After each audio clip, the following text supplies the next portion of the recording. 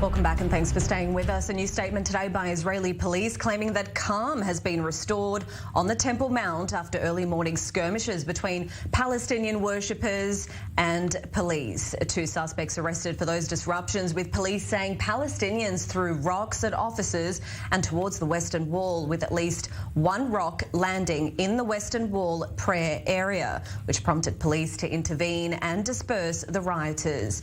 This after the Israeli police announcement yesterday that they were boosting deployment of around 3,000 officers around Jerusalem ahead of Friday Ramadan prayers. Today's the final Friday of the holy month of Ramadan, also known as Quds Day. We're now joined by our i24 news correspondent Mary McAuliffe, who's standing by for us in Jerusalem just outside the Damascus Gate. Mary, what's the latest on the ground there? Give us a sense of the atmosphere. Is there a sense of calm as per the police's announcement this morning? Hi, Sarah. There definitely is a sense of calm that has been restored here. Those early morning clashes, police said, lasted about an hour, but then they were able to restore calm. And we certainly have been feeling that as we have been here throughout the day. We've seen 2 mass prayers taking place on the Temple Mount, or the Haram al-Sharif, as Muslims refer to it. And throughout the day, we've seen hundreds of thousands, tens of thousands of people, depending on the estimate that you are giving, but flowing back and forth. I'll get out of the way so our cameraman, Dean Barenboim, can show you exactly the scene here.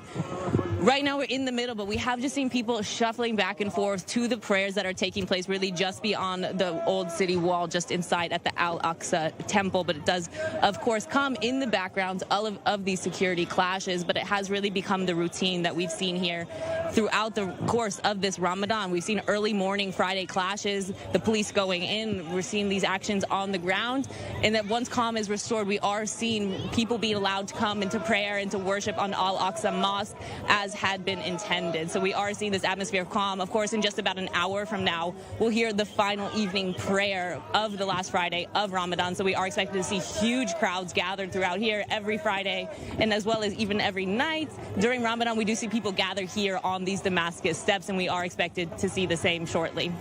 And Mary, tell us more about the 2 suspects arrested for the disruptions we saw near and in the Western Wall prayer area, which forced police to intervene.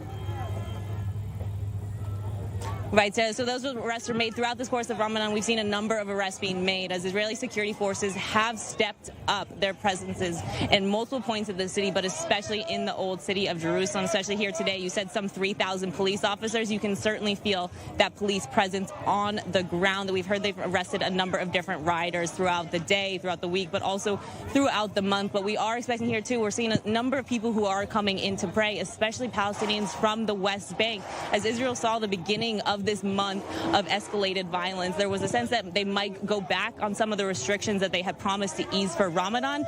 In the end, they decided not to go forward with doing so, fearing that doing so could actually cause further unrest. But among those is that all Palestinian women from the West Bank don't need a permit to attend Al-Aqsa prayers on Al-Aqsa this year. There are certain restrictions that are remaining in place for men under the age of 40 who do have to obtain that military permit from Israeli forces, which is not so easy to get.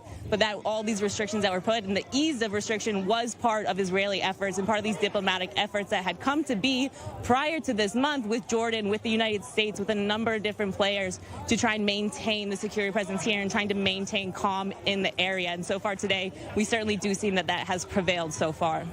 And Mary, just finally, what are police doing to prepare for tonight, later tonight?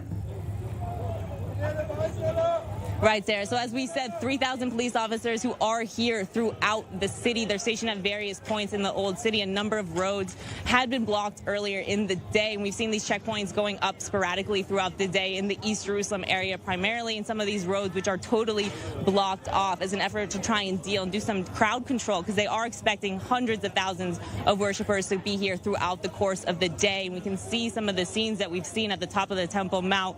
There are certainly hundreds of thousands of people who have come here today to pray. So right now the main effort from the Israeli forces is trying to maintain the calm, make sure everybody who wants to go and pray peacefully on Haram al-Sharif, the Temple Mount, can do so.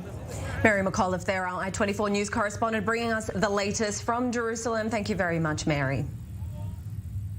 With tensions still continuing on the Temple Mount on this Friday, final Friday of the holy fasting month of Ramadan, also known as Quds Day. Over in Iran, though, thousands are taking to the streets to express their support for the Palestinians.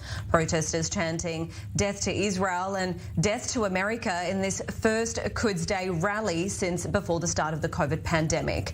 Iran has been marking what they call Jerusalem Day since the start of its 1979 Islamic Revolution, led by the late Ayatollah Khamenei. Many of Iran's highest-ranking officials attended the rally, including President Ibrahim Raisi and the commander of the powerful Islamic Revolutionary Guard Corps, General Mohammad Salami.